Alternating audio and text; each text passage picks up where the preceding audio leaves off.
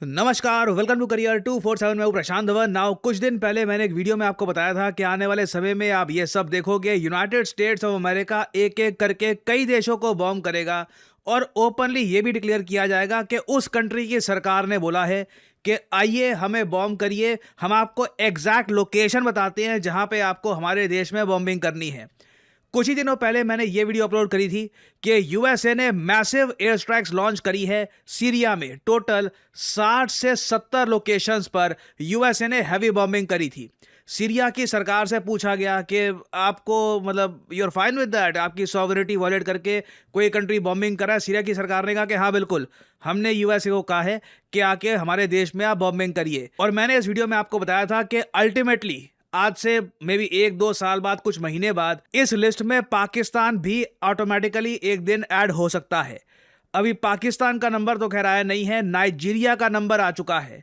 USA ने आज ही कुछ ही घंटों पहले ये अनाउंसमेंट दी है कि मोर टू कम, बहुत सारी और बॉम्बिंग हम करेंगे नाइजीरिया में और पर्टिकुलरली कई और देशों में, जहां पर यूएसए को लगेगा कि ना सिर्फ अमेरिकी नागरिक, अब यूएसए की एक नई यहां पे डेफिनेशन आ गई है, किन लोगों को बचाना है? क्रिश्चियंस को। ये यूएस गवर्नमेंट साफ साफ कहती है कि जहां भी क्रिश्चियंस है दुनिया भर में, अगर उन पे अत्याचार होता है तो यूएस मिलिट्री एक्टिवेट हो जाएगी और उस कंट्री को बॉम्ब करना शुरू कर दिया जाएगा। और नाइजीरिया के केस में भी यही हुआ है। क्रिसमस प्रेजेंट इन लोगों को मिला, यूएसए ने एयर रेड्स करी, लगातार बॉम्बिंग करी पूरे देश की। और रीजन ये बताया गया कि यहाँ पे बोको हराम, आईएसआईएस और कुछ और जो आतंकवादी संगठन है, ये पर्टिकुलरली नाइजीरिया की क्रिश्चियन पॉपुलेशन को अटैक कर रहे हैं। नाउ नाइजीरिया की सरकार से आप अगर पूछो, वो कहते हैं कि देखिए ऐसा कुछ डेटा तो नहीं है हमारे पास कि आतंकवादी सिर्फ क्रिश्चियंस को ही अटैक कर रहे हैं, क्योंकि नाइजीरिया की आबादी आप अगर देखें तो जो 23 करोड़ के आसपास की यहाँ पे आबादी है, इसमें करीब 50% से ऊपर जो जनता है ये फॉलो करती है इस्लाम फेथ को, और बाकी लगभग आप कह सकते हैं 38 to 40% के आसपास की जो आबादी है ये फॉलो करती है क्रिश्चियनिटी को। तो नाइजीरिया की सरकार से जब पूछा गया कि क्या आपके देश में क्रिश्चियंस पे अटैक किए जा रहे हैं, तो इन्होंने कहा कि नहीं, अटैक तो नहीं हो रहे, मगर यूएसए अगर कह रहा है कि इनको बोको हराम पे अटैक करना है, बाकी और आतंकवादी संगठनों पे अटैक करना है, तो मोस्ट वेलकम। नाइजीरिया की जो करंट गवर्नमेंट है बहुत ही ज़्यादा प्रो यूएसए है। इन्होंने कहा कि बिल्कुल आप जितनी बॉम्बिंग करना चाहें आप कर सकते हैं, कोई दिक्कत नहीं है। और यूएसए ने कहा ऑल राइट, तो हम यही करेंगे।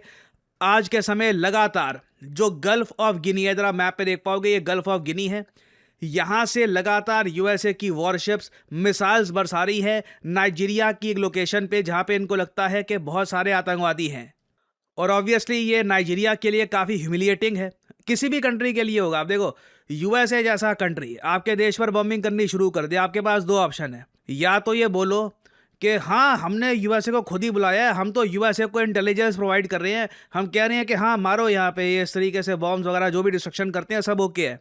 दूसरी ऑप्शन ये है, आप बोलो कि नहीं हमारी सॉवरेनिटी वायलेट हो रही है, हम संघर्ष करेंगे। Now good luck with that. USA दुनिया का सबसे ताकतवर देश है मिलिट्री पावर के मामले में।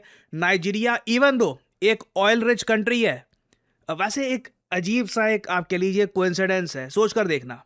साल 2025 में यूएसए ने कई देशों को बॉम्ब किया है। यूएसए ने ईरान को बॉम्ब किया, ऑयल रिच कंट्री, यमन को बॉम्ब किया, यमन एक ऑयल रिच कंट्री है। उसके अलावा आप अगर सीरिया को देखें, सीरिया को जो बॉम्बिंग, वहाँ पे आपको बहुत सारा ऑयल मिलेगा। फिर अब जो नाइजीरिया को बॉम्ब किया है, नाइजीरिया में बताया जाता है अफ्रीका में सबसे ज़्यादा ऑयल है। और अभी तो वेनेजुएला को घेर रखा है, बता रहे हैं कि वेनेजुएला को भी कभी भी अटैक कर सकते हैं। वेनेजुएला भी जैसे आप लोग जानते हैं बहुत सारे ऑयल रिजर्व रखता है। तो एक बड़ा अजीब सा कोइंसिडेंस है, जिस कंट्री को भी यूएस अटैक कर रहा है इंसिडेंटली वहां पे तेल के बहुत सारे रिजर्व्स हैं। खैर नाइजीरिया के पास मुझे लगता नहीं है कि ज़्यादा ऑप्शन थी, क्या कर सकते थे।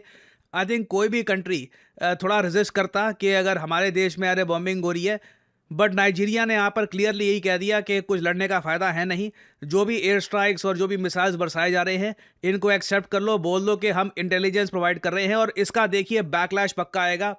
नाइजीरिया में एंटी यूएस सेंटिमेंट बढ़ती रहेगी। इनकी बहुत बड़ी आबादी कहेगी कि क्यों ये हो रहा है हमारे साथ, हमें बॉम्ब क्यों किया जा रहा है। क्योंकि एक बार जब आप एक एग्जाम्पल सेट कर देते हो ना कि इस कंट्री को जाके बॉम्ब कराओ, इट इज़ ओके, यूजुअली देखा गया है कि उसके बाद उस कंट्री का भविष्य बहुत ही ज़्यादा खराब हो जाता है। एक आप कह लीजिए नॉर्मेलसी आ जाती है वहाँ पे कि जाके बॉम्बिंग करके आ जाओ। इस कंट्री का ना कोई एयर डिफेंस है, ना कुछ यहाँ पे मिलिट्री एग्जिस्ट करती है, ना सॉवरेनिटी है। You can do anything. Now personally आप अगर मुझसे पूछे, अगर जेन्युइनली जहाँ पे अटैक हुआ है नाइजीरिया में, जहाँ पर यूएस ने मिसाइल्स बरसाए हैं, वहाँ पे आतंकवादी संगठन है, तो एक बार को आप कह सकते हैं जस्टिफाइड भी है कि आतंकवादियों को मार रहे हैं ताकि कल को इनोसेंट लोग बच पाएं। मगर CNN जो यूएस मीडिया है, यहीं पे आप देखोगे बहुत सारे जो जर्नलिस्ट हैं इनके अफ्रीका के, ये रिपोर्ट कर रहे हैं कि fear and confusion in Nigerian village hit in US strike. ये नाइजीरिया का विलेज है, यहाँ पर यूएसए के मिसाइल्स गिरे, काफ़ी तबाही हुई। मगर जो लोकल्स हैं वो कहते हैं हमने आज से पहले कभी भी ना किसी बोको हराम का अटैक देखा है, ना आतंकवादी कोई हमला देखा है। तो इन लोगों को समझ नहीं आ रहा कि अचानक से यहाँ पर ये सोकोतो का जो एरिया है, यहाँ पर बॉम्बिंग करने की क्या आवश्यकता थी। इधर आप देख पाओगे जो लोकल्स हैं, जो यहाँ पे रहते हैं लोग, जहाँ पे बॉम्बिंग हुई है, ये कह रहे हैं कि in Jabo we see Christians as our brothers, we don't have religious conflicts, so we weren't expecting this. और आगे कहते हैं कि यहाँ पर कोई इतिहास नहीं रहा आईएसआईएस का या फिर किसी और भी आतंकवादी संगठन का। सो ये एक बहुत बड़ा कंसर्न है कि यूएस जो ये बॉम्बिंग कर रहा है कंट्रीज की, वहाँ पे क्या जेन्युइनली जो आतंकवादी संगठन है इनको कुछ नुकसान हो भी रहा है या नहीं हो रहा, या फिर बस एक आप कह लीजिए सिंबॉलिक बॉम्बिंग की जा रही है। क्योंकि अगेन जो अफ्रीका का मीडिया है वो मैं आपको दिखाऊंगा, वहाँ पे तो लोग बहुत ज़्यादा गुस्सा है। एक देश है नाइजीरिया के काफ़ी करीब, नाइजर के नाम से, वहाँ पे तो यूएसए की तरफ इतना गुस्सा है कि उन लोगों ने अमेरिकन के लिए वीज़ा इशू करना बंद कर दिया है। इधर यहाँ पे आप लोग देख पाओगे नाइजीरिया के पीछे एक आपको देश दिख जाएगा, नाइजर। नाइजर के बारे में ये न्यूज सामने आई थी कि नाइजर ने एक टिट फॉर टैट मूव में, सिंस यूएसए ने नाइजर के लोगों के लिए जो वीजा है ये ब्लॉक कर दिए हैं, नाइजर ने कहा कि हम अब अमेरिकन के लिए जो वीजा हैं ये ब्लॉक कर रहे हैं। कई अमेरिकन हंस रहे थे इसको लेकर कि हम कौन सा वहां पर छुट्टियां मनाने के लिए जा रहे थे, we are a far more important country than Niger. मगर यहाँ पे कंसर्निंग बात ये है, अगेन एज एन इंडियन मैं यहाँ पे ये सब डेवलपमेंट्स देखकर कंसर्न क्यों हूँ। आज से कई साल पहले शिंजो आबे जो पूर्व जापानीज प्राइम मिनिस्टर थे, उनकी विजन के अंडर जो क्वाड बनाया गया था, उसका आप कह लीजिए प्राइमरी ऑब्जेक्टिव जियोपॉलिटिक्स में ये था कि चाइना के इन्फ्लुएंस को काउंटर करना है। जबकि यूएस आज के समय जो यूएस की करंट गवर्नमेंट है, ये एक तरफ तो क्वाड को काफ़ी कमज़ोर कर रही है, दूसरी तरफ अफ्रीका को ये लोग बहुत ज़्यादा प्रो चाइना बना देंगे इस टाइप के अटैक करके। मैं आपको साफ साफ बता रहा हूँ, ये जो नाइजीरिया में बॉम्बिंग हुई है, अगर ऐसी बॉम्बिंग्स कंटिन्यू रहती है, बहुत सारे देश हैं अफ्रीका में, ये long term geopolitical view point से आप अगर देखें तो बहुत ज़्यादा प्रो चाइना हो सकते हैं। सो अगेन डोनाल्ड ट्रंप जो आज के समय कह रहे हैं कि मैं जी आतंकवाद को ख़त्म करने का प्रयास करूंगा, चाहे मेन इनका जो मोटिव उसके पीछे ये है कि क्रिश्चियंस की डिफेंस में ये लोग कर रहे हैं, अगर इसका कुछ एक रिजल्ट भी दिखे ना तो मेरे ख्याल से दुनिया को फायदा होगा। बट अभी के लिए लगता नहीं है कि कुछ इसका कंक्रीट रिजल्ट सामने आएगा। बस जियोपॉलिटिकली ट्रंप की पॉलिसीज की वजह से यूएस के जो मित्र मुल्क देश हैं अफ्रीका में, एशिया में, ये काफ़ी हद तक कम होते रहेंगे। खैर इस टॉपिक से रिलेटेड अभी बहुत सी डेवलपमेंट्स आएंगी, जैसे मैंने आपको बताया मोर स्ट्राइक्स टू कम। अभी नाइजीरिया में बहुत सारे और स्ट्राइक्स होने बाकी हैं, कुछ अपडेट्स आती हैं तो मैं आपके लिए अपडेटेड वीडियोस लाता रहूँगा। फाइनली आपसे यहाँ पे एक बहुत ही इंटरेस्टिंग सवाल पूछूंगा आपसे। मैं ये पूछ रहा हूँ कि टाइटन ये किस प्लैनेट का नेचुरल सैटेलाइट है। रिसेंटली ये टॉपिक काफ़ी ज़्यादा न्यूज़ में था क्योंकि नासा ने अब ये डिक्लेयर कर दिया है कि टाइटन में कोई अंडरग्राउंड सी नहीं है। नहीं तो ह्यूमन बींग्स बहुत लंबे समय से हम लोग ये मान के चल रहे थे कि जी टाइटन में ना एलियन लाइफ बसती है, यहाँ पे अंडरग्राउंड एक ओशन है, वहाँ पे एलियन होंगे। हमने मूवीज़ बना रखी थी बहुत सारी, कई टीवी शोज़ बन रखे हैं, टाइटन में जाते हैं ह्यूमन बींग्स, वहाँ पे एलियन मिलते हैं वगैरह। तो अब सब कुछ हवा निकल गई है सारी उस साइंटिफिक थ्योरी की या जो भी मूवीज़ की। टाइटन में कोई अंडरग्राउंड ओशन नहीं है, जिससे यहाँ पे लाइव होने के चांसेस भी काफ़ी हद तक कम हो जाते हैं। तो आपको बताना है कि टाइटन ये मून या फिर नेचुरल सैटेलाइट है किस प्लैनेट का। ये है यहाँ पे आपकी ऑप्शंस, मार्स, सैटर्न, जुपिटर या फिर नेपच्यून। कमेंट सेक्शन में करिए उत्तर। जो लोग देंगे सही आंसर उनकी कमेंट को मैं दे दूंगा हार्ट, ताकि बाकी लोग समझ पाएं कि सही उत्तर क्या है। आज के समय पूरे भारत में कई लोग हैं जो करियर 247 का IBM powered data analyst course complete करके अपनी पहली जॉब स्टार्ट कर चुके हैं और हमें रोज नए नए टेस्टिमोनियल्स मिल रहे हैं और आने वाले समय में आप देखोगे ऐसे टेस्टिमोनियल्स और भी आते रहेंगे। Hi, I am Shalraj. I am from Hazaribagh, Jharkhand. I recently got placed in College Dunya, surely just because of Career 247. मैंने Career 247 के Data Analytics कोर्स को ज्वाइन किया था, which is in collaboration with IBM. ये पूरा course अलग अलग modules में डिवाइडेड है। सारे मॉड्यूल्स के एंड में मिनी प्रोजेक्ट्स हैं। 7 महीने का ये कोर्स है जिसमें कि 2 मेजर प्रोजेक्ट्स भी हैं। प्रोजेक्ट्स को मैं इसलिए हाईलाइट कर रहा हूँ क्योंकि यही आपके इंटरव्यू क्रैक करने में बहुत इंपॉर्टेंट रोल प्ले करते हैं।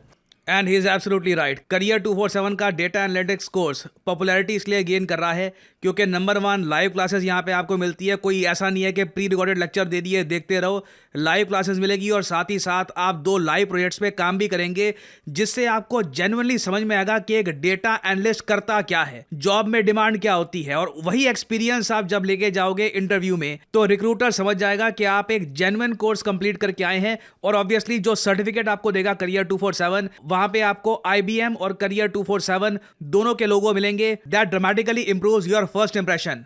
और 2026 में भी मैं आपको बता दूं, डेटा एनालिस्ट की डिमांड ग्लोबली, ना सिर्फ भारत में, ये ग्लोबल फिनोमेना है, चाहे यूरोप हो, US हो, हर जगह डेटा एनालिस्ट की डिमांड बढ़ती रहेगी। मैं कहता हूं अगर आप data analyst as a career नहीं भी चूज करते, आपके पास डेटा एनालिस्ट की एक स्किल भी है ना, उससे भी जॉब में आप सबके लाडले बन के रहेंगे। You will be the golden boy of the office. तो आपको करना सिंपली क्या है, अगर आप इंटरेस्टेड हैं in a career as a data analyst, आपको यहाँ पे एक जॉब लग रहा है कि this should be my future proof job, तो वीडियो के डिस्क्रिप्शन या फिर कमेंट सेक्शन में जाइए, पिन कमेंट में आपको लिंक मिल जाएगा। ये इस लिंक पर करिए क्लिक, यहाँ पे आपके सामने ये पेज खुल जाएगा। यहाँ पे अपनी जो डिटेल्स है डालिए, नाम, ईमेल आईडी, नंबर और ऑफ कोर्स कोड डालिएगा PD10, ताकि आपको डिस्काउंटेड रेट पर ये कोड ऑफर किया जाए। करियर 247 की तरफ से काउंसलर आपको कॉल करेंगे, आप बात कर सकते हैं। यू कैन डिस्कस आपके करियर के क्या प्रोस्पेक्ट्स हैं, आप क्या देख रहे हैं, आप इस कोर्स से क्या चाहते हैं, और आप अपनी जर्नी स्टार्ट कर सकते हैं in the field of data analytics with career 247। Remember to use the code PD10 to get the discounted price in the course. और इसी नोट के साथ यह है वीडियो का अंत। Thank you for listening and as I always say, may the gods watch over you.